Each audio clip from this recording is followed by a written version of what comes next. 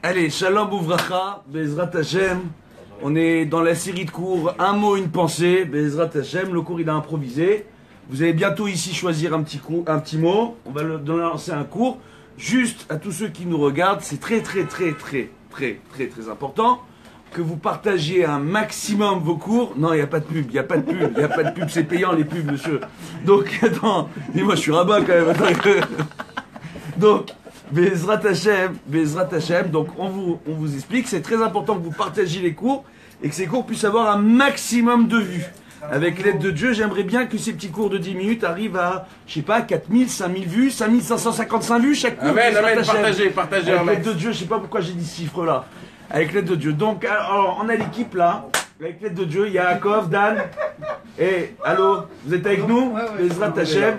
On a Shmuel, on a, voilà. Avec l'aide de Dieu, voilà. Non, je suis pas énervé du tout, ça va, Abraham? Baruch Hashem, on n'est pas énervé. Alors, c'est quoi le mot du jour? Lunettes.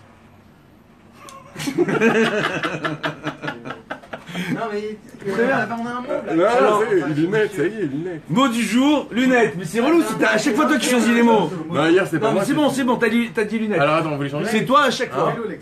Hein? Vélo électrique. Attends, t'as dit lunettes. Attends. Lunettes. Bezrat Hashem, donc un mot avec les lunettes. Un petit cours sur les lunettes. Bezrat Hashem. Alors on va vous raconter une anecdote, d'accord? Le Rav Ovadia Yosef, Tzadik Kadosh Livracha, d'accord, tout le monde l'a vu, il portait des lunettes avec des verres très sombres. Pour quelle raison? Malheureusement, il a eu des gros problèmes de vue à un moment donné, et à un moment donné, il a quasiment perdu la vue. Et qu'a fait le Rav Ovadia Yosef? Il est parti sur la tombe de Rabbi Yosef Karo. Et ça, c'était une fois que le Rav Ovadia Yosef est devenu le grand Rav qu'on a connu, Baruch Hashem. Il a eu des problèmes de vue très importants, d'accord, où il avait besoin de mettre des verres très foncés. Et lorsque les médecins ont analysé quels étaient les problèmes du Rav Ovadia Yosef, ils ont vu en réalité que son activité cérébrale fonctionnait à une telle vitesse que ça agissait forcément, d'accord, ça nuisait au fonctionnement de ses yeux comme il faut, d'accord.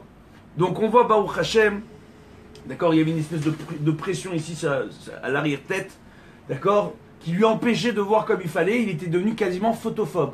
Il ne supportait plus la lumière du jour, la lumière électrique. Il avait besoin de mettre des lunettes très serrées, très foncées, excusez-moi, d'accord, parce qu'il n'arrivait quasiment plus à voir. Et à un moment donné, quand il n'arrivait même plus à lire, il est parti sur la tombe de Rabbi Yosef Karo. Là-bas, il est resté pendant des jours. Il a jeûné pendant des jours. Il mangeait la nuit, il ne mangeait pas le jour. Il priait sur la tombe de Rabbi Yosef Karo en ces termes. En disant au tzaddik, à Rabbi Yosef Karo, qui est l'auteur du Shulchan Aruch, d'accord, Maran, vous appelez sous le nom de Maran.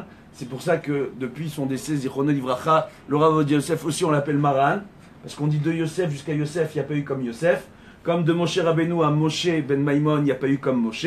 Aujourd'hui, on dit que du Rav Yosef Karo jusqu'à Rav Ovadia Yosef, il n'y a pas eu comme Yosef.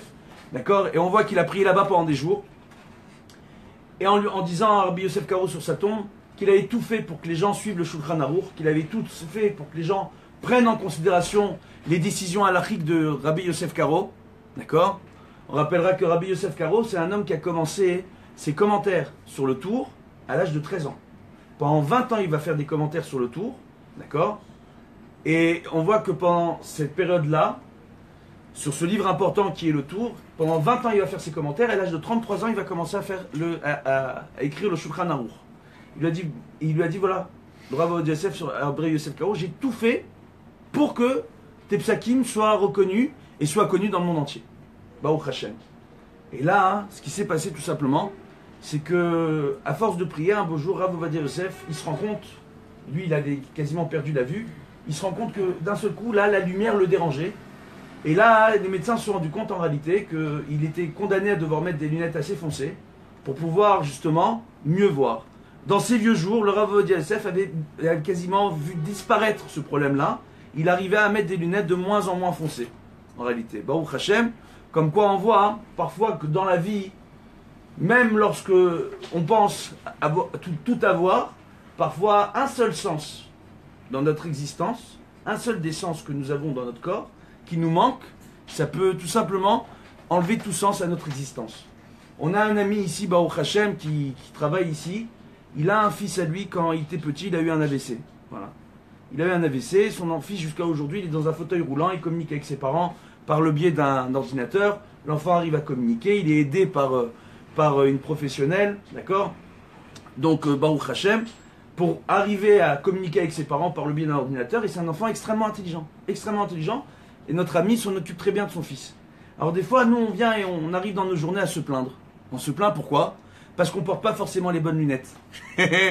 On regarde la réalité sous un angle négatif. Donc quand tu mets tes lunettes négatives, forcément, qu'est-ce qui va t'arriver? Il va t'arriver tout simplement que tu ne vas pas trouver de part de bonheur dans ta vie.